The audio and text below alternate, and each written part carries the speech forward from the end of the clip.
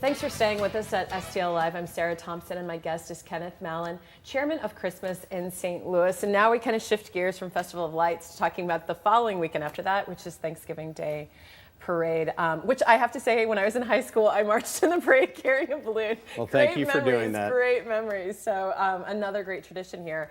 So tell us the details. Well, the details are real simple. It starts at 8:45 on Thanksgiving morning, and the parade will actually start down at the Ballpark Hilton, and will run west on Market Street all the way up to Union Station. But there are a bunch of people out there who like to get up a little bit early on Thanksgiving. So we're going to start it off first with our turkey trot run. It's a 5K run that goes off at 7:30. And if you're not a runner, instead you're a bicyclist, we're working with TrailNet this year, and they're actually going to do a tour of the city of St. Louis that same morning starting off at 7:30. So if you're a bicyclist or a runner and you're interested in either of these events, check our website. Oh, that's great. And a bike tour of downtown St. Louis? Exactly right. And both of those events will end before the parade kicks off, as I said, at 8:45. Okay. And so then the parade is 9 o'clock. And I mean, there's the sort of obvious, the big balloons and the parades and, you know, and the marching bands. But can you give us some of the details? 125 units, 14 different marching bands. Probably 4 to 5 different floats. This year, we're proud to honor 2 honorary grand marshals. The Muni Theater here in town, which is celebrating its 100th birthday, as well as St. Louis University, which is celebrating its 200th birthday.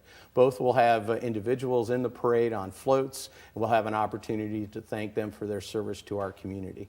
In addition, there are other surprises inside the parade in terms of different floats on which dancing groups from here in town will be performing.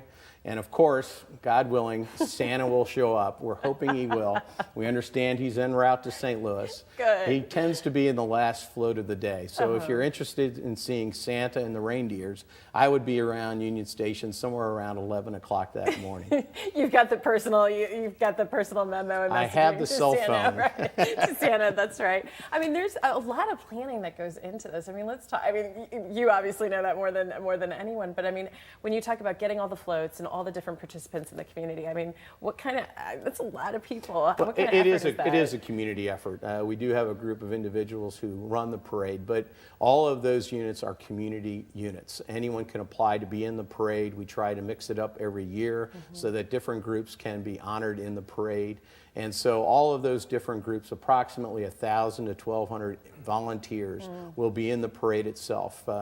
It is televised. It begins at 9 o'clock on KMOV.